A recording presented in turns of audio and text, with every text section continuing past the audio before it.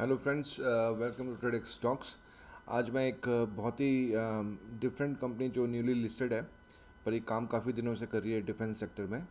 और एक बहुत ही नीश मतलब यू कैन से आप इसकी जो एक्सपर्टीज़ है, इसकी जो फील्ड है, इसका जो काम है, बहुत ही नीश और यूनिक है। एक तरह से आप कह सकते हैं कि बहुत ही कम लोग हैं जो इस सेक्टर में और इस काम को कर रहे हैं। तो वीडियो में आगे बढ़ने से पहले आप डिस्क्लेमर, मैं कोई सेबी अप्रूव्ड एनालिस्ट या ब्रोकर नहीं हूँ, ये कोई बाइंग सेलिंग की कॉल नहीं है, और ये एजुकेशन पर्पज़ के लिए वीडियो बनाया जा रहा है। और अब हम चलते हैं अपने वीडियो के ऊपर। तो कंपनी का नाम है रॉसल टेक्सास लिमिटेड। ये जो कंपनी है पहले ये रॉसल इंडिया के साथ थी। इसको डीमर्ज किया गया है दिसंबर 2024 में और रिलिस्ट किया गया है रॉसल टेक्सास सिस्टम लिमिटेड के नाम से। और ये जो कंपनी है वो फाइटर जेट्स और बोइंग के जो पैसेंजर प्लेन्स हैं इन सब के लिए ओएमई की तरह काम करती है। इनकी रिपेयर करती है, रेट्रोफिट्स करती है, इनकी वायरिंग हार्नेस इन सब का काम करती है। तो चलिए अब चलते हैं, देखते हैं इस कंपनी के बारे में स्किनर क्या बोलता है। तो आप यहाँ देख सकते हैं कि कंपनी जो इनकॉर्पोरेट इन 2020, रॉसल टेक्सास इंडस्ट्रीज़, और ये बिज़नेस है इसका एरोस्पेस एंड डिफेंस। कंपनी जैसे मैंने बताया डीमर्ज की गई थी रॉसल इंडिया। ये रॉसल इंडिया एक टी मेकर है, सॉरी टी मेकर कह रहा हूँ, टी प्रोडक्शन की कंपनी है।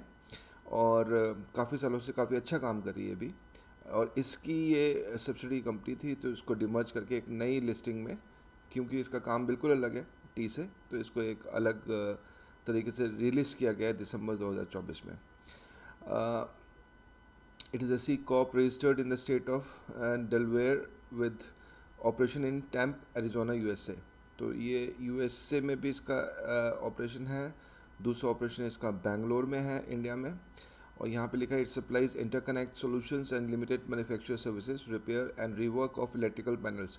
तो जो एयरक्राफ्ट में की ये सर्विसिंग, रिपेयर और रीवर्क जो होता है इलेक्ट्रिकल पैनल्स का, उसको और उसकी जो असेंबली होती है, उसके टेस्टिंग सॉल्यूशंस होते हैं, और जो आफ्टर मार्केट सर्विसिंग होती है, ये सब ये प्रोवाइड करती है। तो आप देख सकते हैं काफ़ी डिफरेंट फील्ड है। और ये मिलिट्री एयरक्राफ्ट के लिए भी करती है डिफेंस प्लेटफॉर्म में, एज वेल एज प्राइवेट के लिए भी करती है। अब यहाँ कौन कौन सी सर्विसेज ये देती है company: limited manufacturing, repair, rework, supply management, supply quality, sourcing, learning and development, customer relationship management, project management. तो ये सारे इसके डिफरेंट जो ये काम करती है, जो ये सेवाएं देती हैं अपनी कंपनी के थ्रू, उसके बारे में बताएं।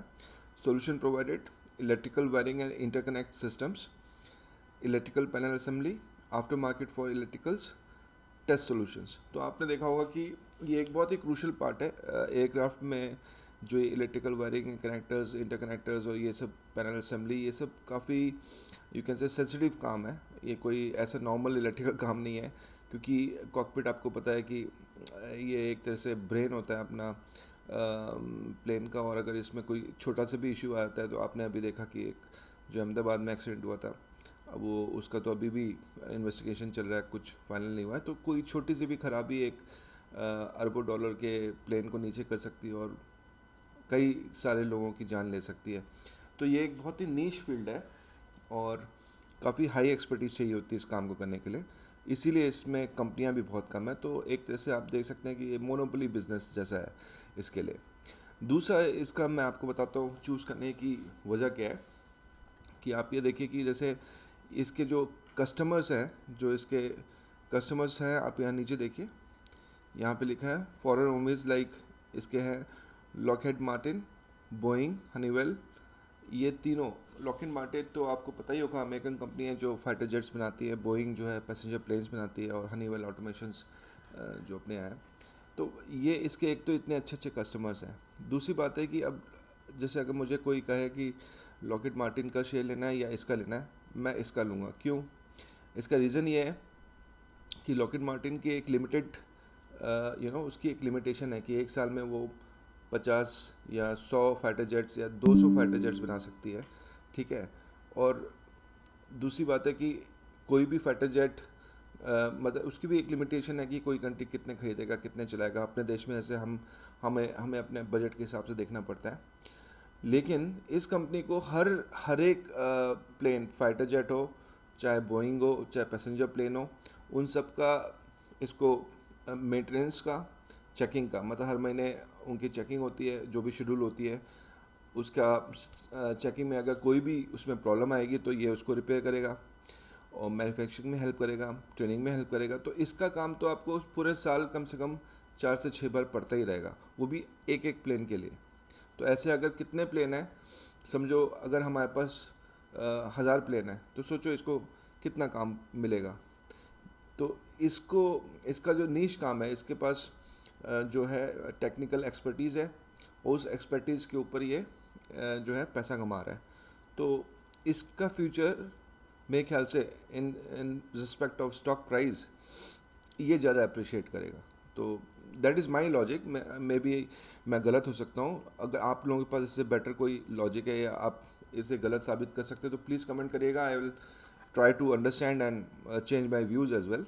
तो क्योंकि हम लोग आपस में बात करेंगे तो पता चलता है, कोई हो सकता है आपके पास कोई डिफरेंट पॉइंट ऑफ व्यू हो, तो ज़रूर मेंशन करिएगा। अच्छा, हम आगे चलते हैं, तो वीडियो लंबा हो जाएगा। आज देखिए इसमें 16% की ग्रोथ आई है, ठीक है। और ये मैंने निकाला हुआ था, पर मैं थोड़ा सा लेट हो गया एक्चुअली एक दिन, और आज इसमें 16% आ गया। लेकिन मैंने खुद भी थोड़ी एंट्री ली है इसमें 700 रुपये के आसपास, और वेट कर रहा हूँ, अगर नीचे आएगा तो और लूँगा। तो अभी देखते हैं कि चैट जीपीटी में मैंने इसका ये एक एग्जैक्टली इसके पास ऑर्डर बुक कितनी है, और इसकी जो मैनेजमेंट है उसकी वर्डिंग क्या है, ये देख सकते हैं आप। एग्जैक्ट वर्डिंग जो है एक्सपेंशन प्लान के बारे में या इसके ऑर्डर बुक के बारे में मैनेजमेंट ने क्या कहा है, वो मैं आपको यहाँ से दिखा रहा हूँ। इसको थोड़ा बड़ा कर लेते हैं, ठीक है, 1 सेकेंड। हाँ, यहाँ पर है। तो ये देखिए Q1 FY26 का 1 पेजर जो है ये इन्होंने मेले बना के दे दिया है। तो यहाँ पे लिखा है tyre 1 Indian A&D manufacturer of EWIS electrical wiring integration systems, wiring harness, cockpit panels, interconnects and system integration for global OEMs। India headquarter is Bangalore में है। US की सब्सिडी जो मैंने बताया एरिजोना में है। Order book visibility, confirm order, ये देखिए ये खास बात, कन्फर्म ऑर्डर इसके पास 800 करोड़ के हैं विद स्ट्रेटेजिक एग्रीमेंट ऑफ 2800 से 3000 करोड़, जो कि काफ़ी बड़ी बात है क्योंकि ये कंपनी अभी बहुत ही छोटी है, 80 करोड़ के ऊपर काम कर रही है, ठीक है। तो ऑलरेडी कंफर्म 800 करोड़ है, और इसके पास स्ट्रेटेजिक एग्रीमेंट है 3000 करोड़ तक का, to provide multiple year execution visibility. आगे आने वाले साल के, ये एक साल का नहीं है, 2000 3000 पर इसके ऑलरेडी ऑर्डर हैं, आप देख सकते हैं। अब FY26 management confirm order gave visibility to significant revenue increase and multi-fold profits this year। तो ऑलरेडी मैनेजमेंट बोल रही है कि इनका जो है रेवेन्यू काफ़ी इंक्रीज होगा और मल्टीफोल्ड प्रॉफिट्स भी इस साल आएंगे। मैनेजमेंट ने ये खुद ही बोला है।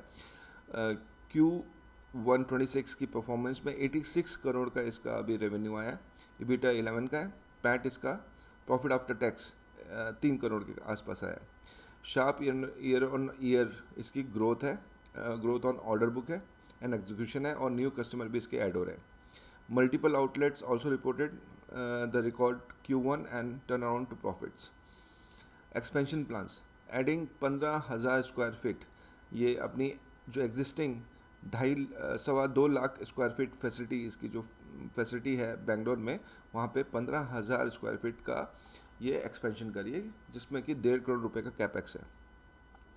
और ये Q3 FY26 दिसंबर तक, या तो दिसंबर 25 या Q3 मतलब जनवरी फरवरी तो FY26 तक ऑपरेशन हो जाएगा। सेकंड शिफ्ट ऑपरेशन भी इनिशिएट किया इन्होंने to raise throughput. Machinery upgrade भी कर रहे हैं।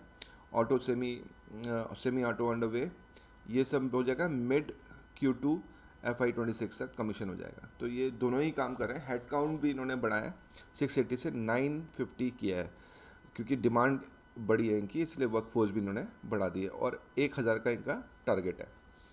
तो ये देख सकते हैं आप, ये तीनों चीज़ बताती है कि ऑर्डर बुक भी है, फैसिलिटी का एक्सपेंशन है, मशीनरी को ही अपग्रेड कर रहे हैं, हेड काउंट को भी बढ़ा रहे हैं। Strategy and medium term directions. Deepening